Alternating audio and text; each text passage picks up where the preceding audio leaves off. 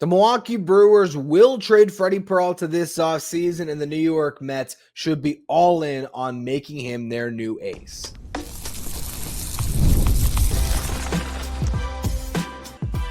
You are Locked On Mets, your daily New York Mets podcast. Part of the Locked On Podcast Network, your team every day.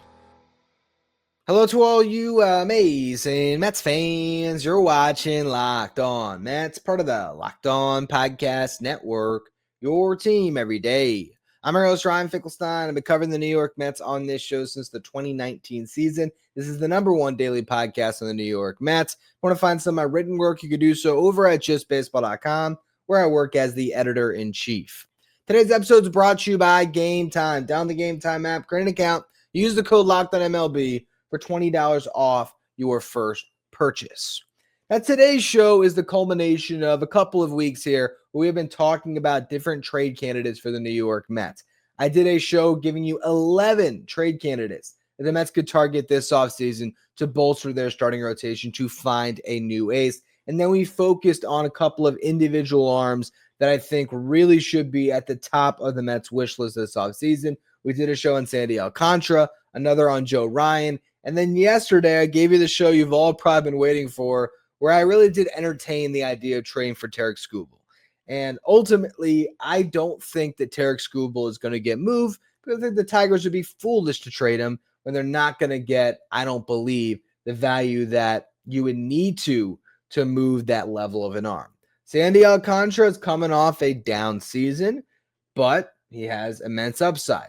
How are the Marlins going to manage that market? Are they going to set that price astronomically high to a point that no team can match it and then run him out for the season because they still have a club option for 2027? That's definitely a possibility. Joe Ryan was shopped at the deadline, but no one could meet their asking price. The Twins might just decide, you know what? Let's run into this season with a pretty solid rotation in a division that's wide open in the AL Central. Who knows what can happen? And if we're not in it, then you trade Joe Ryan at the deadline. So of all these names that we've discussed, I'm not entirely sure they're going to get moved. Freddy Peralta feels like as surefire a bet of an arm that will be moved, because the Brewers have a pattern here. When they have one of these top flight arms that gets close to free agency, they trade him. Josh Hader, when David Stearns was still the GM, they traded him, I believe it was 2.5 years before he actually hit the market, or maybe it was 1.5 years when he got traded to the Padres. And that trade cratered a season for the Brewers, but in a roundabout way, they ended up getting William Contreras based on that trade, because Estuary Ruiz was part of the Hader trade, and then Ruiz was later flipped for Contreras. Horrible trade by the Braves, by the way, to trade William Contreras for. Did they even get Estuary Ruiz? Ruiz ended up with the A's, and then they got Sean Murphy, whatever. Going back to Freddy Peralta and what the Brewers tend to do here, Corbin Burns got traded a year away from free agency. Devin Williams, again, he got traded a year away from free agency. So it makes all the sense in the world that Freddy Peralta is going to get moved. Now, Peralta is on arguably the best contract in Major League Baseball for a starting pitcher, and this was a stroke of genius by David Stearns. He signed Peralta to a 5-year, $15.5 million extension going into the 2020 season. Now, that contract also came with 2 $8 million club options. Peralta at the time was not even established. He had a 5.29 ERA in 2019. He made just 8 starts and 31 appearances out of the bullpen. He signs the extension, and in his first full season, over 162 games in 2021, Freddy Peralta pitched to a 2.81 ERA and 144 1/3 innings pitched. 2022, he was hurt, limited to 70 innings, but was still effective in those innings. And over the past 3 seasons, he has made pretty much all of his starts and has pitched to a sub-4 ERA each season. He has struck out 200 batters in each of those 3 seasons. This past year was a career year for Freddy Peralta, as he pitched to a 2.70 ERA and 176 2/3 innings pitched. To get that level of production, clearly an ace for a team that won 97 games, the most in Major League Baseball, and to only pay him $8.1 million, $8 million in salary and $100,000 in incentives for being an all-star, That is remarkable return on your investment on Peralta. And now they still have another club option that they can pick up, and they can get even more value from Freddy Peralta because either they keep him and decide, you know what, we're going to hang on to our ace, or they do the Brewers thing, which is they trade him now and get as much value as they can. And the value that they're going to try to eclipse is whatever they would get back if they let him hit the market with a qualifying offer attached and he signed with another team. Now, we're going to talk about mock trades in the next segment, but what I want to talk about in this segment is, can Freddy Peralta be the ace that gets the Mets to a World Series? Is he good enough to headline this rotation? I think there's probably a lot of Mets fans who maybe look at the name Freddy Peralta. Maybe they saw his performance in the playoffs, which was okay. Pitched to a 4.70 ERA. His first start, he went 5 2/3 against the Cubs, struck out 9, gave up 2 runs on a pair of solo homers. Second start against the Cubs, gives up 3 runs on 3 hits and 2 walks and 4 innings pitched. So not a great start, took a loss. Then against the Dodgers, he gave up 3 runs and 5 2/3 innings pitched. So you can look at that and say, well, is he really good enough? He wasn't good enough for the Brewers, but none of those starts were necessarily bad. Did he have his best performances in October? No, but I don't think that means that he's not good enough to rise to the moment in the playoffs. This guy has great stuff. Okay, his fastball is legit, averages 95 miles per hour on that, has induced vertical break of about 16 inches, which is not Jonah Tong level of 19 inches of induced vertical break, but he has really good command of the fastball, and he has a great 4-pitch mix.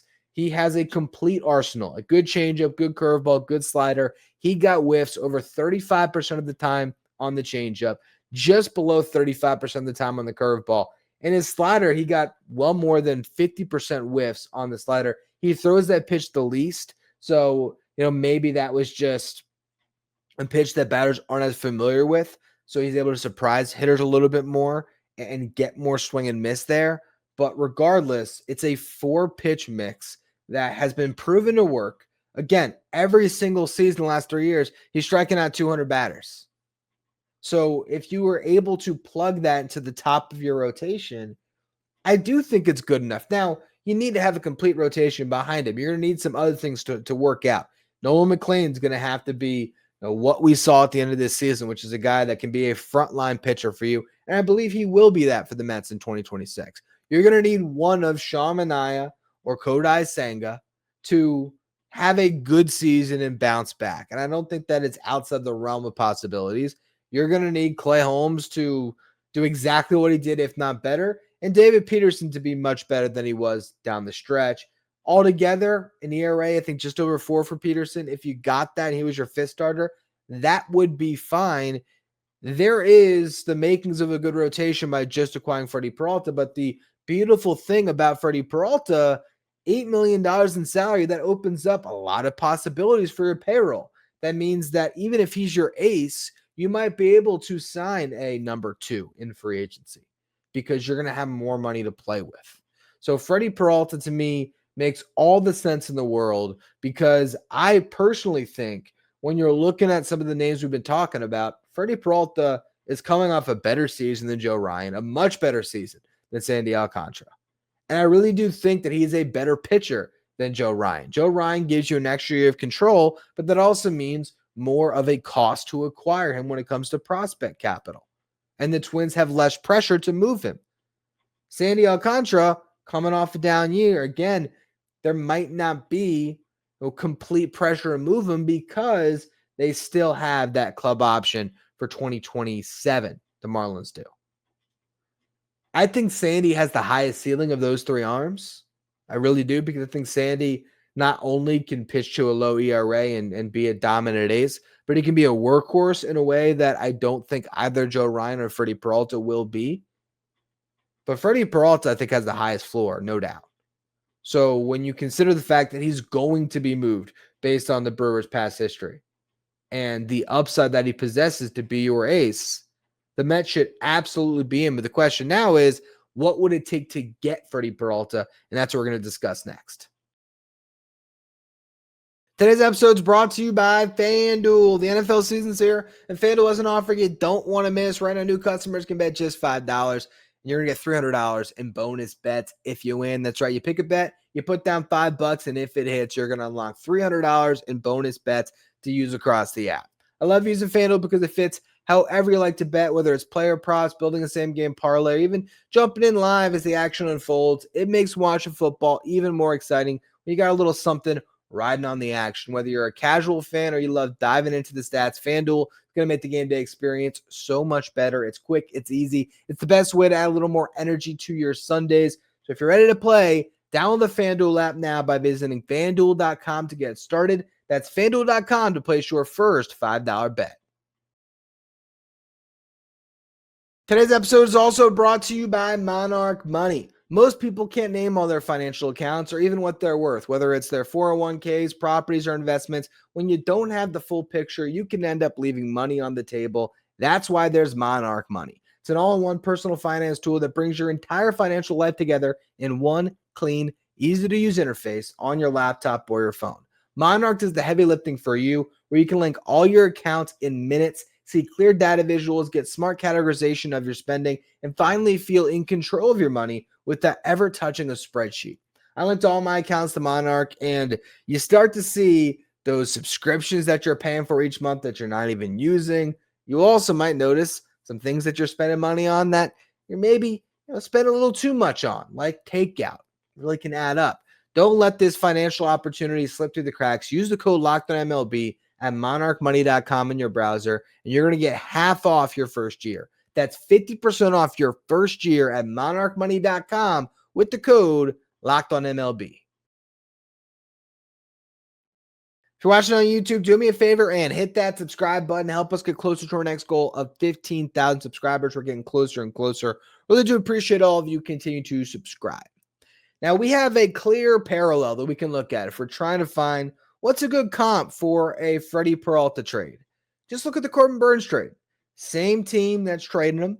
So just look at that trade and try to do some copy and pasting. So we go back to the trade that sent Corbin Burnes to the Orioles, and it was a 3-for-1. It was DL Hall, who was an electric left-handed arm, who was previously a top 100 prospect, had come out to the big leagues, wasn't able to establish himself as a starter in the big leagues, had success as a reliever. The Brewers haven't gotten much out of him in the last couple of years, but he was a very exciting arm. Joey Ortiz was a consensus top 100 prospect in baseball, and they got a comp pick. And that comp pick turned into Blake Burke, a slugger who's now in AA, as I talked about on yesterday's show, has great numbers, or had great numbers in AA. I think it was in an OPS over 950 and a bunch of home runs in only 37 games. I think it was like 12 homers in 37 games since he got to AA. So while some would say, oh, they didn't get enough for Corbin Burnes, that was a bad trade. Yes, DL Hall has not worked out. That's arms in Major League Baseball. It's always a little bit of a crapshoot. Joey Ortiz had a 3.5 win season as their starting third baseman in 2024. And in 2025, yes, he was terrible offensively, but he was worth 12 outs above average on a very good team as their starting shortstop. So, yes, overall, you look at what Ortiz did this past year, and it makes that trade look a lot worse. They still have 4 more years, I believe, of Joey Ortiz where he could play much better, and that trade ends up looking a lot better than it does at this very moment. Not to mention if Blake Burke comes up and ends up being a stud for them, completely different layer to that trade. So I think that trade gets knocked a little more than it should. But now to try to script out a new trade, to put together a mock, I also wanted to look at the trades that we've already discussed for Joe Ryan and Sandy Alcantara as we sort of compared these packages. For Joe Ryan, remember, it's 2 years of control. And the offer I put forth was Brandon Sproat, AJ Ewing, and Mark Vientos. And ultimately, if you listen to that show, I did another mock in that same episode for Pablo Lopez, because Pablo Lopez has had very similar production to Joe Ryan when he's been on the mound. Actually, similar age. He's just already been paid. And so I think you could get Pablo Lopez for less than Joe Ryan. And if you listen to that show, I came to the conclusion that I might not want to hit that price for Joe Ryan, but it has to hurt to get an ace level pitcher with 2 years of control. And that's where I landed on Sproat, Ewing, and Vientos. With Sandy Alcantara, he's coming off a down season, but he still has immense upside. It was a 4-for-1 that I came up with. Ronnie Mauricio and Jeff McNeil were in that deal. Mauricio gives the Marlins a plug-and-play bat that could be their third baseman, could platoon with Connor Norby. Jeff McNeil is sort of an offsetting salary situation. The Mets can dump McNeil in this trade, but the Marlins could use a veteran like McNeil for their lineup, a guy that can play all over. And then the real headliner of the trade was Jacob Reimer, who I believe is going to be a consensus top 100 prospect going into this next season, a third base prospect for the Mets who had a great year between high A and double A. And he is a bat that you can really project out to be a real plus hitter in the big leagues. We'll see if he can stick at third base. But that was the core of the trade. RJ Gordon was an arm to throw in as a sweetener. He's not one of the Mets' top maybe 5 arms in their system right now, but he's somewhere between the 6 to 11 range when it comes to their top arms. A guy that had a lot of success this past year, though, in mostly Brooklyn, if memory serves. Now let's talk about the Peralta mock, though. So if you're looking at these packages, AJ Ewing makes a lot of sense in this trade. And the difference between the Freddy Peralta package and the Joe Ryan package is instead of having to give up Brandon Sproat, who has already proven that he is ready to be in a big league rotation, I think the arm you include with Ewing is Jonathan Santucci. And instead of having to put Mark Vientos in this trade, just because I don't think Vientos fits what the Brewers like, I threw Luis Angel Acuna in this deal. Now, instead of Acuna, it could just be a lottery ticket. They essentially took a lottery ticket in the comp pick in the Corbin Burns trade. So I think really the main part of this trade that would intrigue the Brewers enough to say yes is getting AJ Ewing, because he is a picture-perfect Brewer. A guy that could be their center fielder in a couple of years. Could be the Mets center fielder. So it's not a guy that you trade lightly. But if you believe that Carson Bench is the center fielder of the future for the Mets, which I do, then you're comfortable trading Ewing. But he stole 70 bases this past year. Played 18 games in low A, hit 400, stole 14 bags. Gets called out to high A, played 78 games there, hit 288, got on base at a 387 clip. Doesn't slug much, 388 slug, but he stole 44 bags in 78 games. Gets up to double A, hits 339, 371 on base, 430 slug. That was in 28 games, stole 12 more bases. A guy that can be a plus center fielder and give you a lot on the base pass. Altogether for the season, he hit 315 and got on base at a 401 clip. Walked 12.1% of the time, struck out only 18.6% of the time. For a Brewers team that wants guys to get on base, likes them to not strike out, wants them to put the ball in play, and wants to steal a lot of bases and play good defense, AJ Ewing would fit the Brewers like a glove. I think they would love to get him in this deal. Now, Jonathan Santucci gives them an electric left-handed arm, a little bit different part of his career compared to when DL Hall was traded to the Brewers. But Jonathan Santucci, in 10 starts in Double-A, crossed 50 innings, struck out 63 and pitched to a 2.52 ERA, got to a rough start in High A, figured it out, and had an amazing final 19 starts of his season. Was lights out. So that's a really exciting arm that they could pick up. And then Acuna, again, fits the way they play. This is where having Ronnie Mauricio on the big league roster instead of Acuna might bite you, because if Acuna had an option, he would be a lot more tradable. At the same time, maybe Ronnie Mauricio is the guy that gets traded, not necessarily in this package. I mean, they have Caleb Durbin to be their third baseman.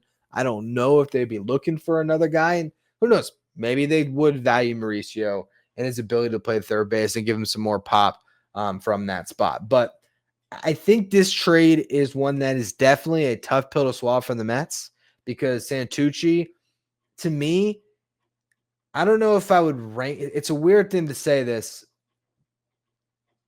Part of me would still rank Jack Weninger ahead of Jonathan Santucci among the Mets' top prospects, and yet something about Santucci, I think I'd rather trade Weninger. But both of these guys, to me, are the top two beyond the Mets' 3 guys that we saw in September with McLean, Sproat, and Tom.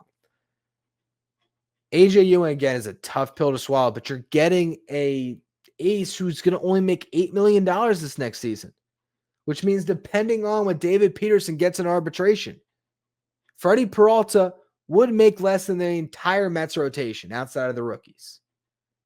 Sean Manaea makes more. Frankie Montas on the IL for this season after getting the Tommy John. He's going to make more than double, $17 million. Kodai Senga makes 15. Clay Holmes makes, I think, 13 and change, or maybe it's 12 and change. And then you have David Peterson, who's projected by Spotrac to make over 9. And you got Peralta at $8 million. And that opens up a lot of possibilities for the New York Mets. It opens up the possibility to add an additional arm along with Freddy Peralta.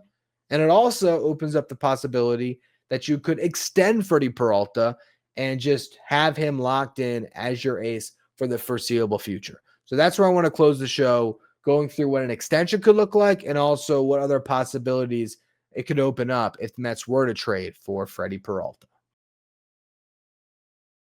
Today's episode is brought to you by Game Time. There's nothing like catching a game live. The energy, the crowd, the chance to see your team in person.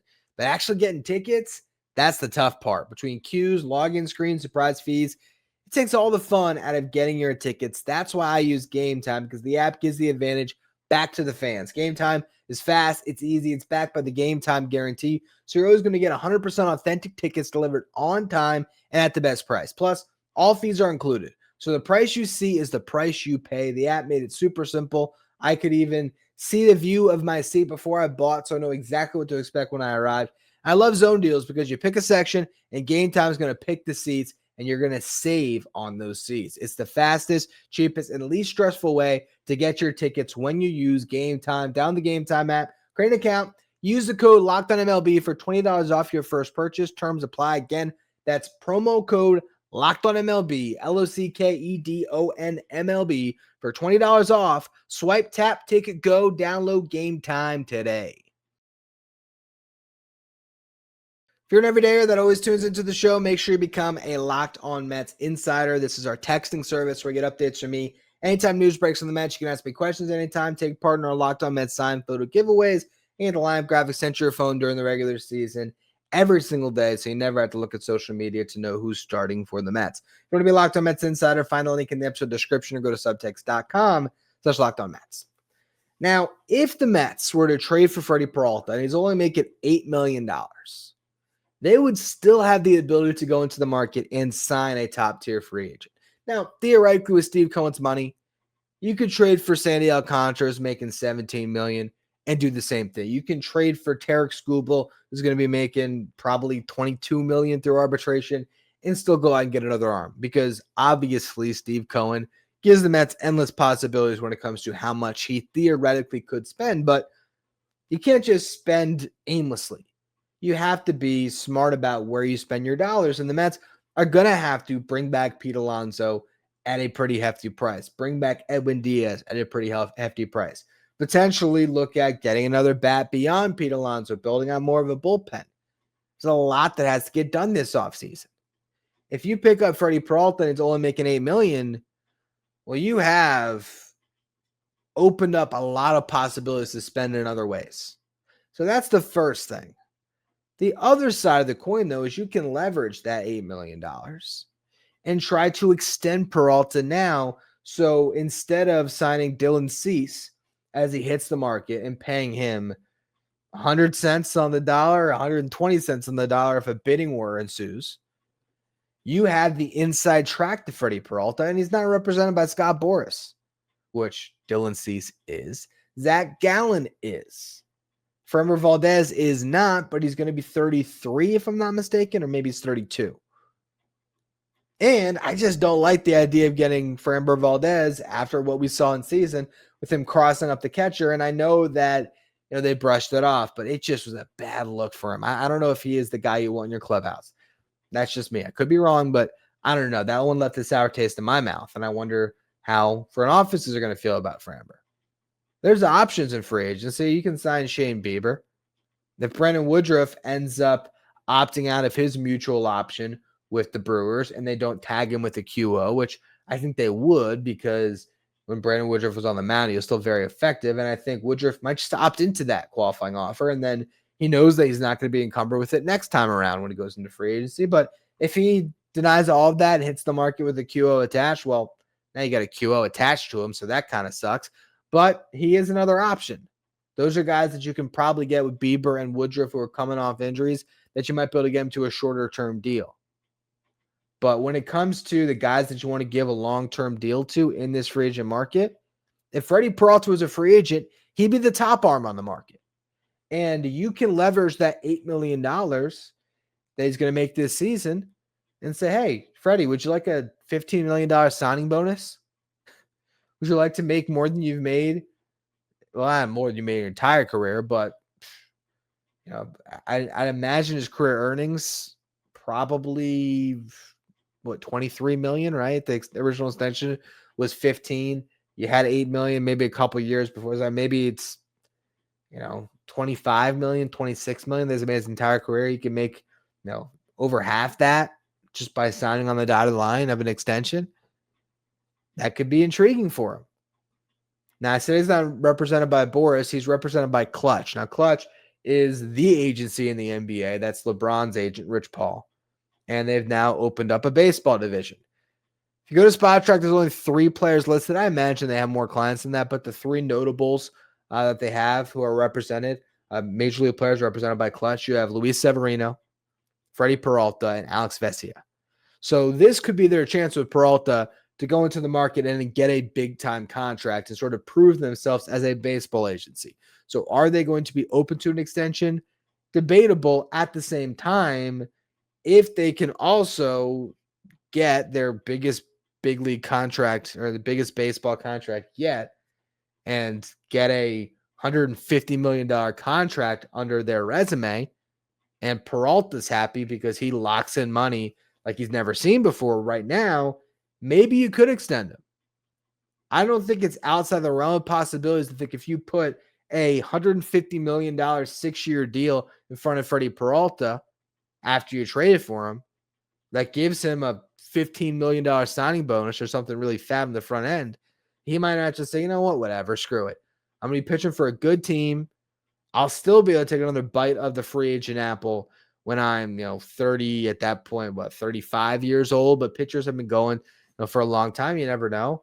But you lock in your money. You don't have to stress about getting hurt or anything else. Boom, $150 million. I don't think that's crazy. I think he might take that. You compare the AAV that the couple of big arms got last year. Max Fried got $27.25 million over an 8-year deal from the Yankees. Corbin Burns got a 6-year deal with an AAV of $35 million per. So getting a contract done with Peralta where he might make $25 million on the AAV scale could actually be a huge benefit to the Mets long term. So there's a lot of ways the Mets can play it, but Freddy Peralta is the arm that I think is most likely to be moved, who could absolutely be your ace. That gives you a lot of other options, whether that means that he is the most affordable ace that you could sign to that long-term deal, whether it's the fact that you can have him pitch out his final club option at $8 million and go into the market and get another arm, or if you just take the additional money on your payroll compared to signing a Dylan Cease and you go out and you're able to spread that, in a couple different places. Freddy Peralta is a pitcher that I've been talking about the Mets trading for years now, because that contract has always been incredibly attractive. And now there's 1 year left of that deal. So the Brewers at this point are either going to cash in or they're going to go against the grain for what they've typically done. They're going to hold on to him and try to win next season. If I was a Brewers fan, I'd be like, can we just not do this again? If I was a Brewers fan, I would say, can we just keep Freddy Peralta and try to win the World Series next year, please? Tag him with the QO, whatever. But that's just not how they've operated. So we'll see if Freddy Peralta is ultimately the top target the Mets are going to go after. I think there are no bad options of the names I've discussed. I mean, go back to the 11 mock trades episode. I even like the idea of trading for Sonny Gray and taking on a hefty contract and not giving up the prospect capital. He's going to make $35 million this season.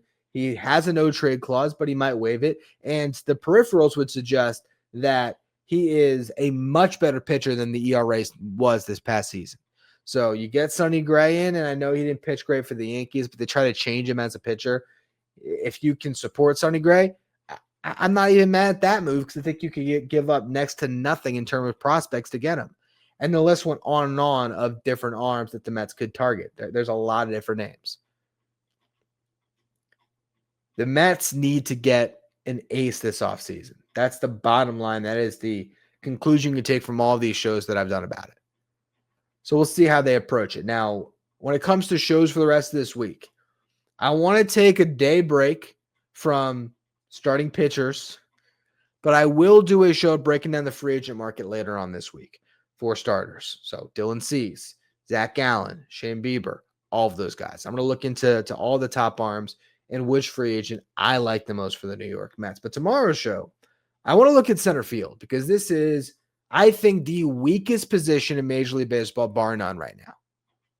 Are the Mets going to just run with Carson Bench on opening day, or either Carson Bench or Jet Williams? Or is there a center fielder they can acquire as a stopgap that makes sense? So we're going to go through all of that on tomorrow's show. I really do appreciate all of you for tuning in today. Make sure you follow, rate, review wherever you get your podcast. Subscribe if you're watching on YouTube. If you want to be a Locked On Mets insider, you can find a link in the episode description or go to subtext.com/LockedOnMets.